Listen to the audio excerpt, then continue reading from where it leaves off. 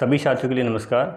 आज हम आर्टिकल 105 पढ़ने जा रहे हैं और आपको ये जान लेना चाहिए कि जो आर्टिकल 105 है उसमें आर्टिकल 105 के अंतर्गत संसद के सदस्यों के और संसद की जो समितियां बनती हैं, आप जानते हैं विभिन्न प्रकार की समितियां बनती हैं। कुछ स्थायी तौर पर बनाई जाती हैं, कुछ अस्थायी तौर पर बनाई जाती हैं। तो उनके विशेष अधिकारों के बारे में बात की हुई है। ठीक है, कहने का मतलब कि उन्हें कुछ विशेष छूट दी हुई है। आपने अक्सर देखा होगा टीवी पर जब लोकसभा की राज्यसभा में जब बहस होती है तो उसमें जो संसद के सदस्य हैं वो अनाप शनाप बोलते हैं कई बार, तो उनको छूट मिली हुई है कुछ लिमिटेशन के साथ में, इसलिए वो इस सीमा तक बोल पाते हैं। ठीक है, तो हमें इसी बात की आज चर्चा करनी है आर्टिकल 105 के अंतर्गत कि वो विशेषाधिकार कौन कौन से हैं, किस प्रकार से हैं।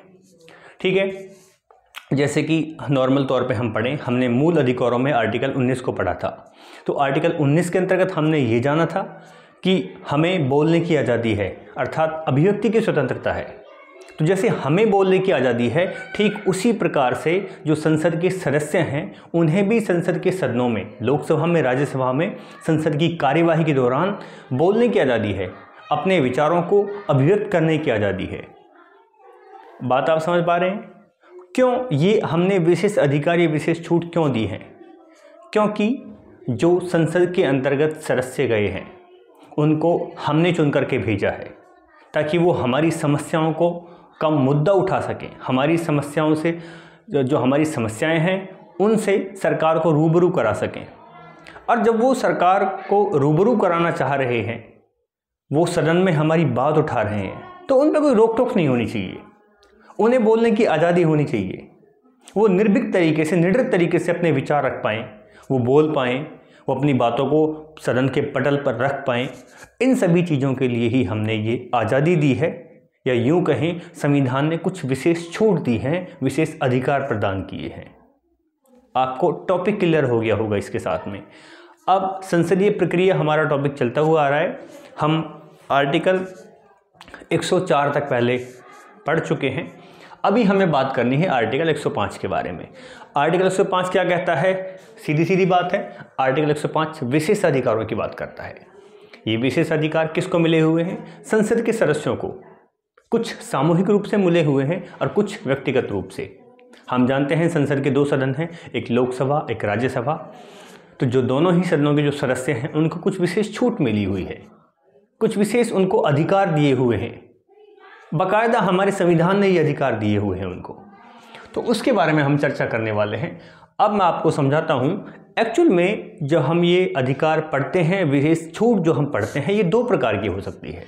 एक अधिकार जो सामूहिक रूप से दी हुई है, समूह में दी हुई है, और एक व्यक्तिगत रूप से जो हमें विशेष अधिकार दिए हुए हैं संसद के सदस्यों को। तो एक सामूहिक रूप से दिए हुए हैं और एक व्यक्तिगत रूप से दिए हुए हैं। ठीक है, तो हम पहले जो सामूहिक रूप से जो विशेष अधिकार दिए हुए हैं उनकी बात कर लेते हैं कि समूह में या सामूहिक रूप से, या यूँ कहें सदन को, दो सदन हैं, लोकसभा, राज्यसभा, तो सदन को कौन कौन से अधिकार मिले हुए हैं इसकी बात करते हैं। देखिए, यहाँ मैंने कुछ छोटी छोटी हेडिंग के रूप में यहाँ समझाने का प्रयास किया है। जो है मैंने यहाँ लिखा है उसी से आप समझने का प्रयास करेंगे। पहली बात लिखी हुई है, ये बात आपको जान लेनी चाहिए। पहली बात, प्रकाशन करना, पब्लिश करना। ठीक है, मीडिया में छापना, चाहे वो अखबारों में हो, चाहे वो आर्टिकल्स के माध्यम से हो, चाहे वो न्यूज़ चैनल में हो। जो संसद में कार्रवाई चल रही है, जो सदन की कार्रवाई चल रही है, सदन में वाद विवाद हुआ है, सदन में किसी बिल को लेकर के कोई रिपोर्ट दी गई है, तो संसद को ये अधिकार है, सदन को ये अधिकार है कि वो अपनी कार्रवाई को, चाहे वो रिपोर्ट हो, चाहे कोई वाद विवाद हो, चाहे वो संसद की कार्रवाई हो, उसको वो प्रकाशित कर सकता है, उसको वो अखबार में छाप सकता है, यूं कहें। ठीक है, और अगर कोई अन्य व्यक्ति उसको छाप रहा है, वो भी संसद की अनुमति के बिना, तो उसको वो रोक सकता है, क्योंकि सारी बातें अखबार में छापने की नहीं होती। कुछ बातें गुप्त होती हैं, चाहे वो रक्षा से संबंधित हो, चाहे वो अनुसंधान से संबंधित हो। ठीक है, तो अन्य कोई व्यक्ति अगर प्रकाशन कर रहा है तो उस पर रोक लगा सकती है। कौन? संसद। उनको ये अधिकार दिए हुए हैं, विशेष अधिकार है। ये खुद प्रकाशित कर सकता है अन्य कोई व्यक्ति अगर उनसे बिना पूछे करता है तो उसके ऊपर वो रोक लगा सकता है। आपको इसके साथ में एक संविधान संशोधन भी पढ़ लेना चाहिए। 44वां संविधान संशोधन आप जानते हो 1978 में हुआ था ये। इसमें क्या हुआ था 44वें संविधान संशोधन में कि प्रेस की जो स्वतंत्रता थी, अर्थात मीडिया की जो स्वतंत्रता थी, उससे संबंधित है ये। संसद की जो कार्यवाही चल रही है, संसद की अनुमति से वो कार्रवाई को पब्लिश कर सकती है मीडिया। ये आज़ादी दी गई 44वें संविधान संशोधन द्वारा, उसको पुनर्स्थापित कर दिया गया। ठीक है, एक बात आपको ये क्लियर हो गई होगी, बात समझ भाई। एक बात और, जो ये प्रकाशन करने वाली बात है, ये आप आर्टिकल 361A में भी सेम बात पढ़ते हैं कि आर्टिकल 361 में भी संवैधानिक रूप से प्रावधान किया हुआ है कि जो संसद की कार्यवाही है, संसद की जो रिपोर्ट्स हैं या कोई वाद विवाद जो हुआ है, उसको प्रकाशन करने का अधिकार मिला हुआ है, अर्थात प्रेस की स्वतंत्रता का यहाँ उल्लेख मिलता है। इतनी बात आप समझे। पहली बात आपको प्रकाशन वाली बात क्लियर हुई कि प्रकाशन करने की स्वतंत्रता है, संसद अपनी कार्यवाही को अखबारों में छाप सकता है। अन्य कोई व्यक्ति अगर छाप रहा है उसमें कुछ घाट बात करके, तो उसके ऊपर वो रोक लगा सकता है।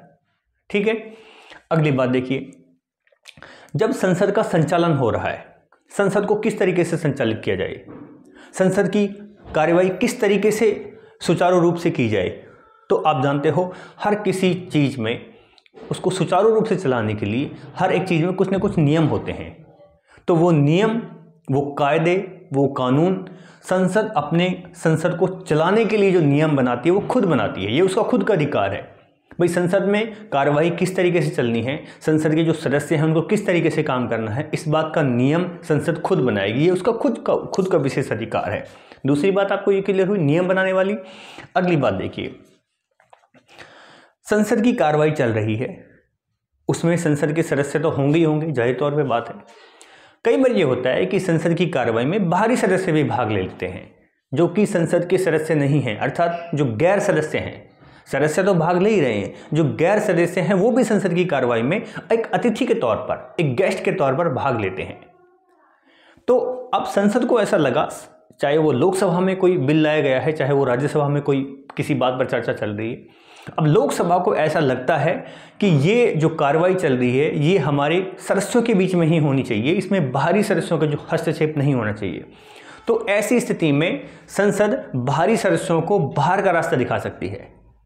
बात समझे, अर्थात संसद में जो काम चल रहा है उस काम के चलने के दौरान संसद को ऐसा लगता है कि इसमें बाहरी लोगों का होना ठीक नहीं है, तो अतिथियों को या जो बाहरी व्यक्ति हैं उनको वो बाहर कर सकती है अपनी कार्रवाई से। या हो सकता है ऐसा हो कि कोई बहुत ही महत्वपूर्ण या कोई संवेदनशील मुद्दे के ऊपर संसद के अंदर बात होनी है, तो उसके लिए गुप्त बैठक बुला सकती है, टॉप सीक्रेट मीटिंग कर सकती हैं वो। ये अधिकार है संसद के पास में। ये मैं सामूहिक रूप से, मैंने बार बार जिक्र कर रहा हूं, मैं संसद को ये अधिकार है। संसद तो संसद एक व्यक्ति नहीं है, संसद एक समूह है जिसमें लोकसभा भी है, राज्यसभा भी है, हालांकि उसमें राष्ट्रपति भी है, लेकिन हम यहाँ राष्ट्रपति के बारे में चर्चा नहीं कर रहे हैं। इस बात को ध्यान रखेंगे, राष्ट्रपति के जो अधिकार हैं, उसकी जो शक्तियां हैं, हम उनको अलग से पढ़ चुके हैं पहले ही, यहाँ उनका जिक्र नहीं आएगा। तो एक बात आपको ये क्लियर हो गई। अगली बात देखिए, मान के चलो संसद की कार्रवाई चल रही है, उसमें संसद के सदस्य भी हो सकते हैं या संसद से कोई बाहरी सदस्य भी उसमें कोई अतिथि के तौर पर हो सकता है, और उस संसद की कार्रवाई चलने के दौरान किसी व्यक्ति ने अनुशासनहीनता की, संसद की अवमानना कर दी, संसद के नियमों के विरुद्ध जाकर के वो कोई काम कर रहा है, तो ऐसी स्थिति में ये संसद को ये अधिकार है कि वो चाहे वो संसद का सदस्य हो, चाहे वो गैर सदस्य हो, चाहे वो कोई बाहरी सदस्य हो, वो उसको बाहरी लोगों को वो क्या कर सकती है, निंदित कर सकती है, उनकी निंदा कर सकती है, उनको चेतावनी दे सकती है, या फिर उनको कानूनी रूप से सजा भी दिलवा सकती है। इसका मतलब ये है, अगर आप संसद की कार्रवाई में भाग ले रहे हैं तो आपको एक निश्चित दायरे में, एक कानून के तहत ही आपको काम करना पड़ेगा। अगर आप संसद की अवमानना करोगे तो संसद आपको सजा भी दिलवा सकती है। ये संसद के पास में विशेष अधिकार है। ठीक है, अगली बात देखिए, अब ये हालांकि मैंने व्यक्तिगत जो विशेषाधिकार हैं उनके नीचे इसको लिखा हुआ है, आप इसके नीचे मत पढ़िए, मैं सामूहिक अधिकारों की ही बात कर रहा हूँ। यहाँ थोड़ी जगह कम पड़ गई है इसलिए मैंने यहाँ लिखा है। अब मान के चलो संसद के अंदर, चाहे लोकसभा में चाहे राज्यसभा में, किसी बात पर बहस चल रही है या कोई कार्रवाई चल रही है और कोई सदस्य उस पर मुकदमा है, किसी आपराधिक क्षेत्र का मुकदमा हो सकता है, फौजदारी मामला हो सकता है, दीवानी मामला हो सकता है, कोई भी मामला हो सकता है, और न्यायालय ये चाहता है कि उसको सजा दी जाए, उसके ऊपर कानूनी कार्रवाई की जाए, तो कानूनी कार्रवाई उसके ऊपर की जा सकती है। लेकिन कानूनी कार्रवाई तब की जा सकती है, उससे कानूनी कार्रवाई करने से पहले या फिर उस सदस्य को बंदी बनाने से पहले पीठासीन की अनुमति लेनी पड़ेगी। पीठासीन मतलब अगर लोकसभा में चर्चा चल रही है तो हमें लोकसभा अध्यक्ष से पहले परमिशन लेनी पड़ेगी कि इस सांसद को या इस संसद सदस्य को हम गिरफ्तार करना चाह रहे हैं, इन्होंने ये अपराध किया है। राज्यसभा में वो बात चल रही है तो हमें राज्यसभा के सभापति से अनुमति लेनी पड़ेगी, अर्थात बिना संबंधित सदन के अध्यक्ष की बिना अनुमति के हम उनके ऊपर कोई कानूनी कार्रवाई नहीं कर सकते हैं। इतनी बातें क्लियर हुई। एक बात आपको और जाननी चाहिए यहाँ पे, वो बात ये है, दो आर्टिकल 121 और आर्टिकल 122, दो आर्टिकल, एक आर्टिकल 121 121 और एक आर्टिकल 122। आर्टिकल 121 ये कहता है कि कोई न्यायाधीश कैसा काम कर रहा है, न्यायालय कैसे काम कर रहा है। न्यायालय के ऊपर संसद में, न्यायाधीश के ऊपर संसद में कोई चर्चा नहीं होगी, किसी न्यायाधीश के व्यवहार के ऊपर संसद में कोई चर्चा नहीं होगी। लेकिन चर्चा हो सकती है एक कंडीशन में, जब न्यायाधीश को हटाने का प्रस्ताव लाया जा रहा है और न्यायाधीश को हटाने के प्रस्ताव के ऊपर चर्चा की जा रही है, तो केवल तब तो आप न्यायाधीश के व्यवहार के ऊपर चर्चा कर सकते हो संसद में, अन्यथा न्यायालय अलग है और संसद अलग है। संसद में न्यायालय के ऊपर कोई जो है चर्चा नहीं की जाएगी। इसका मतलब न्यायालय जो है वो स्वतंत्र है। आर्टिकल 50 में यही तो बात की हुई है कि भाई कार्यपालिका और न्यायपालिका दोनों स्वतंत्र हैं, अलग अलग हैं दोनों। आर्टिकल 121 में ये कह दिया कि संसद में न्यायालय के ऊपर कोई चर्चा नहीं होगी। अब अपनी स्वतंत्रता संसद अर्थात कार्यपालिका कह दो, संसद कह दो, ये भी चाहेगा, व्यवस्थापिका भी चाहेगी। आर्टिकल 122 में ये बात लिखी हुई है कि संसद की कार्रवाई चल रही है तो उस कार्रवाई में कोई रिपोर्ट छपी या उस बहस का कोई प्रकाशन हुआ या कोई भी मुद्दा, या क्या वो बात चल रही है, न्यायालय को कोई अधिकार नहीं है उसमें वो हस्तक्षेप करे। संसद में कोई काम चल रहा है, संसद में किसी बिल को लेकर के, किसी मुद्दे को लेकर के बहस चल रही है, न्यायालय को ये कतई अधिकार नहीं है कि वो संसद की कार्रवाई में कोई हस्तक्षेप डाले, कोई विघन डाले, कोई बाधा डाले, बिल्कुल अधिकार नहीं है। साफ साफ शब्दों में आर्टिकल 122 में बात लिखी हुई है। तो इस तरीके से आपने सामूहिक अधिकार पढ़े, ठीक है। अब हम लोग बात कर लेते हैं व्यक्तिगत विशेषाधिकारों के बारे में। हमने जब सामूहिक अधिकारों की जहाँ जहाँ हमने बात की है वहाँ आपको समझ जाना चाहिए, हमने पूरे संसद की बात की है, लोकसभा राज्यसभा की संयुक्त रूप से हमने बात की है, ठीक है। या यूँ कहीं एक समूह की बात की है कि खुद सदन के पास में कौन कौन से अधिकार हैं। अब हम व्यक्तिगत तौर पर बात करते हैं। अब देखिए, लोकसभा किससे बनी है? अगर सदस्य ही नहीं होंगे तो लोकसभा क्या करेगी? सदस्यों का होना अति आवश्यक है, ठीक है। हम हैं तो जहान है, सीधे सा कॉन्सेप्ट है। तो अब मैं व्यक्तिगत तौर बात कर रहा हूँ एक व्यक्ति की, जो कि सदस्य है, जो सदन का सदस्य है, चाहे वो लोकसभा का है चाहे वो राज्यसभा का है, उसके कौन कौन से अधिकार हो सकते हैं। एक सदन की अगर बात करूँ, सदन के व्यक्ति की मैं बात करूँ, व्यक्तिगत तौर पे पर्सनली क्या क्या उनके अधिकार हो सकते हैं। सिंपल भाषा में कि जो सांसद हैं, जो MPs हैं, मेंबर ऑफ पार्लियामेंट हैं, उनके कौन कौन से विशेष अधिकार हैं। बहुत आसान सी भाषा में देखिए, व्यक्तिगत तौर की मैं बात करूं, जो अधिकार दिए हुए हैं, पहला, जब संसद का सत्र चल रहा है, आप जानते हो संसद के जो सदन में जब सत्र चलते हैं वो 3 प्रकार से होते हैं। चाहे बजट सत्र हो सकता है, वो मानसून सत्र हो सकता है, वो शीतकालीन सत्र होता है, जब महत्वपूर्ण विषयों पर चर्चा की जाती है सदन के अंतर्गत। जब सत्र चल रहा है तो सत्र चलने के 40 दिन पहले और सत्र चलने के 40 दिन बाद, और जब सत्र चल रहा है उस टाइम को भी इंक्लूड करके, मान लीजिए 20 दिन सत्र चला है, तो 40 दिन ये, 20 दिन सत्र चलने का और 40 दिन बाद तक, टोटल 100 दिन हो गए। इस पूरी अवधि के दौरान सिविल मामलों में, यूं कहें दीवानी मामलों में, न्यायालय किसी भी प्रकार की कानूनी कार्यवाही संसद के सदस्य पर नहीं कर सकता। आप समझ गए बात को, कि जब सत्र चल रहा है, सत्र चलने के 40 दिन पहले और 40 दिन बाद तक, और जितने टाइम सत्र चला है वो टाइम भी इंक्लूड करके, इस पूरी समयावधि के दौरान न्यायालय चाहकर भी उस सदस्य के विरुद्ध कोई कानूनी कार्रवाई नहीं कर सकता।